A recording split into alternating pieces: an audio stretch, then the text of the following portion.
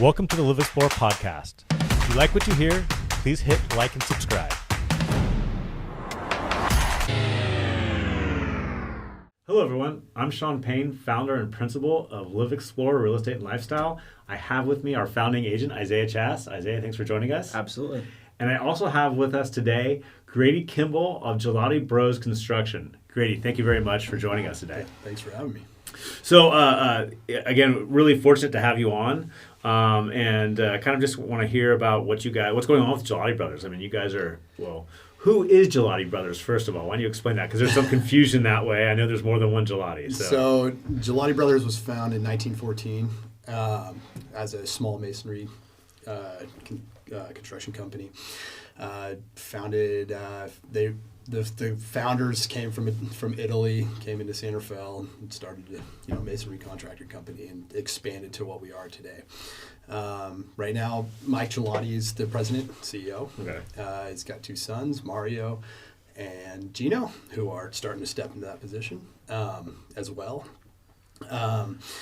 We have, there's just to try to clean up the confusion, right? There's 4 different companies right now. There's 4? Yeah. I thought it was 3. So, okay, there's 4. Yeah. So we are Ghilotti Brothers. We consider ourselves to be the original. Right. Uh-huh. And I'm sure there's Was there people anyone in dispute. 1913 that was established? No. So you are the no, original. No. So all the same family. Okay, right. But yes, we're still essentially hubbed in Santa Fe. We've got multiple offices throughout the Bay Area. Anywhere from South Bay to the Peninsula, Santa Fe, and Petaluma right now, and we also have an office in East Bay. Okay. So we are, our main scope of work is all throughout the Bay Area. So, how far north do you usually end up? Right now, we have a project all the way up in Calpella. We're helping Myers and Sons do a bridge expansion right there off Highway 20. That's about as far north as we typically go, but we have been venturing off further, looking for other opportunities throughout Eureka, working with Myers and Sons to possibly do some of the retrofit work to get those bridges back up to compliance throughout that area, through Humboldt County after that little earthquake that happened. Uh-huh. So there might be some possibilities coming up. So talking about bridges, I mean, obviously you have like a wide scope of projects that you guys do. You want to talk a little bit about your spectrum of... Totally. Absolutely. So we do anything from an entryway sidewalk into your house all the way up to mass highway expansions. Okay. So we do, a majority of our scope too is civil site work construction. So any big building developments that you see, we typically are doing the infrastructure around the perimeter of it. Any pad construction before any of the structural concrete is placed. We will do structural concrete to a smaller scale, but typically we'll work with some of our subcontractors to do more of that. But anything you see from underground to grading to roadway infrastructure, sidewalk, the whole 9 yards. Even bridges, things of that nature? Yeah. Wow. Yeah. Speaking of projects, I mean, it was Petaluma Bridge, correct? And yeah, we did Petaluma River Bridge. Uh-huh. We did that with our sub CC Myers. What was that? That's almost 10 years ago now since we did that. But yeah, that was a successful project for GBI for sure. Mm-hmm. Absolutely. So, and then we've done multiple retrofits throughout Novato on highway expansions through there. We also did coming up to the Petaluma River Bridge as well, what you would call the San Antonio overpass. Yep. That was us too. Just completed that a few years ago. Done a lot of work on Highway 80. We've got quite a few different projects under our belts. I wish I could name every single one of them, but I think that would take up the whole podcast. Right. Did you do stuff with the Golden Gate Bridge as well? Yeah. We did the what do you want to call it, the zipper barrier. So we went in there and removed all the pylons remember how they used to do that? They'd put down the yellow pylons and the little holes that are out there. We went out there, removed those, patched those, did any asphalt reconstruct on the bridge, and then rapid set concrete at the toll booths. Wow. So, yeah. That was a cool project to have under our belts as well. Had to do an entire bridge shutdown on that project to get the barrier down. So how long did that take? To get the barrier down, we had a whole weekend to do. Really? Yeah. So then A everything whole weekend else, doesn't sound like a whole lot. Yeah, exactly. So Was the entire bridge shut down? yeah, Wow. yeah, for one weekend. Can only imagine how happy everybody was. Yeah, no, I vaguely remember the Yeah. closures at that time and like the panic and the mess that it was causing. And then once they got the zipper line down and all that done, then it's just traditional traffic control and stuff to get that to completion with, single lane traffic coming back and forth. So Right. yeah. Cool. What about any notable projects coming up in the horizon or in the future that people will... So we were the apparent low on the JOC, which is a job order contract for Caltrans, and that spans throughout District 4 and not District 3, but so to put that in layman's terms, about the Mendocino line, so from the coast all the way to Nevada, and then going down to near, I would say, Gilroy area from the coast to Nevada. They're putting in 1,400 miles of broadband internet conduits Holy cow. throughout the rural areas that cannot get internet. And so somehow through the infrastructure package, Caltrans inherited the dollars to be able to put that infrastructure in. Okay. And it looks like, too, PG&E might be jumping online to be able to put in some of their infrastructure. So with our underground lines. Yeah, while we're already there. That makes sense. So Wow. fingers crossed that turns into a bigger package. But it's a $560 million job. So Holy cow. we are partnered up with St. Francis Electric on that.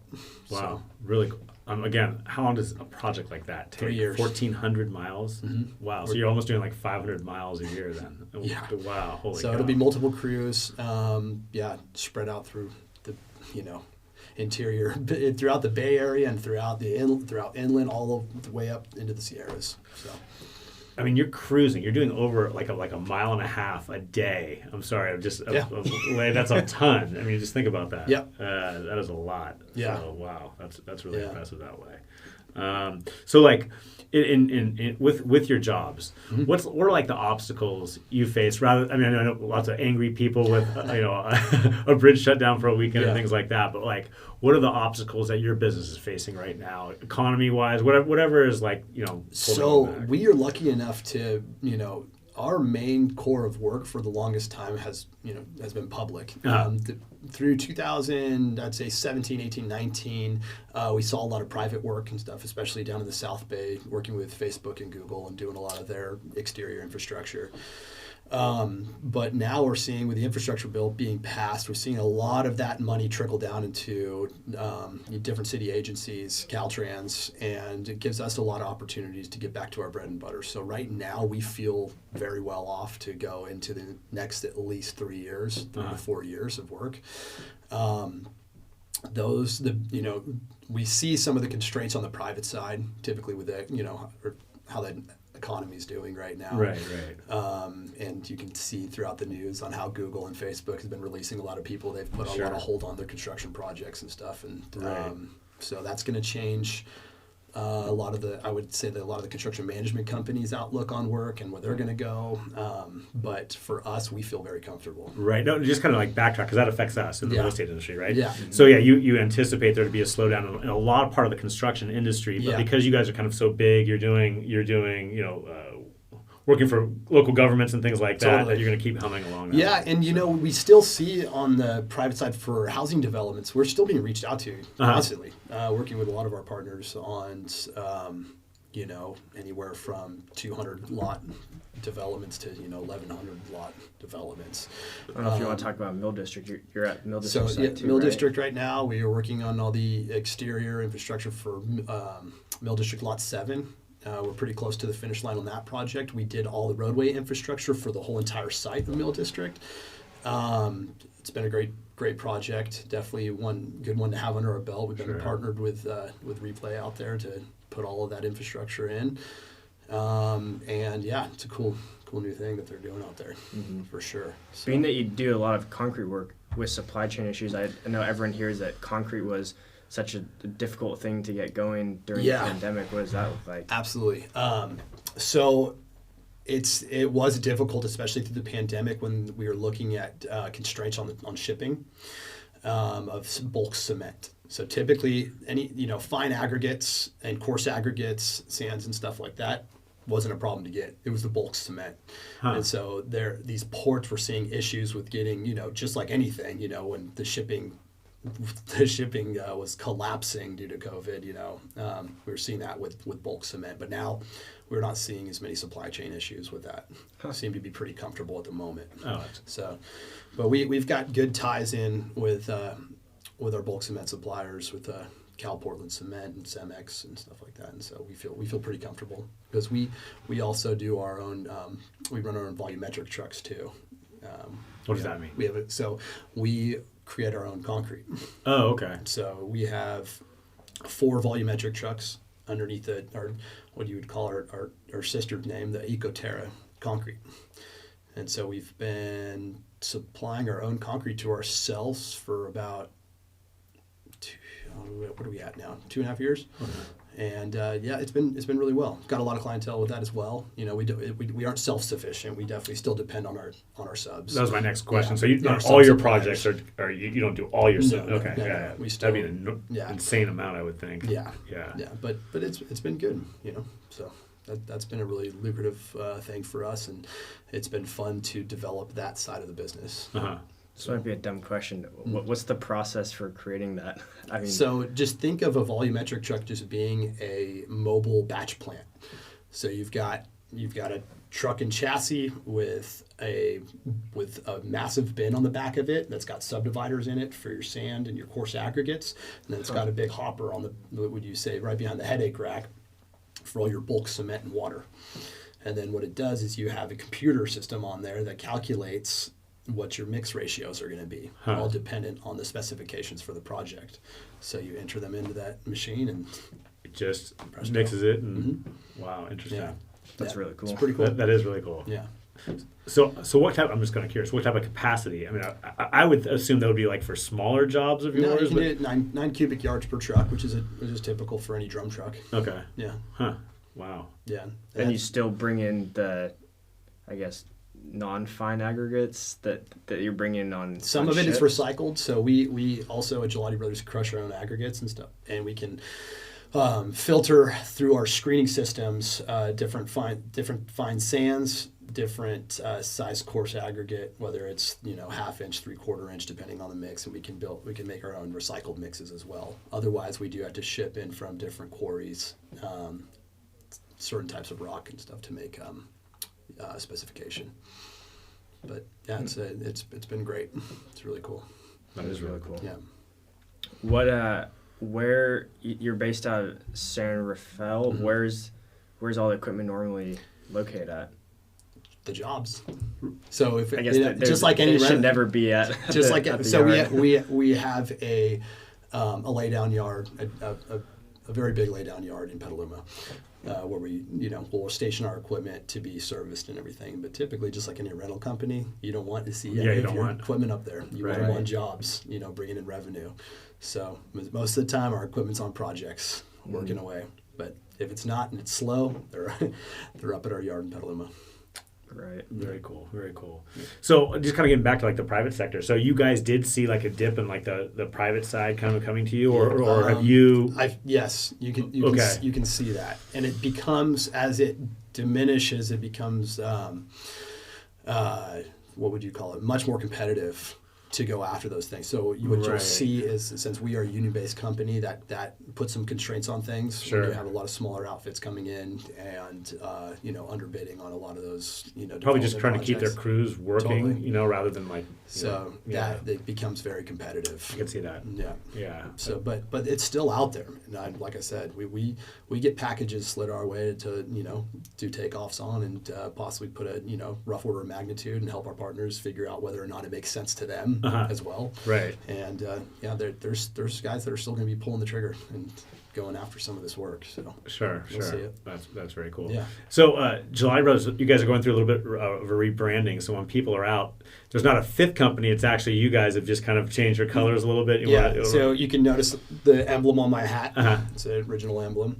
But if you visit our website at GhilottiBrothers.com, you can see our whole entire new branding system. It's but we're super excited about it. Right. Yeah. So you've gone from the traditional blue, so you'll see more of the red. Yep. Very cool. It'll take a little time, but yeah.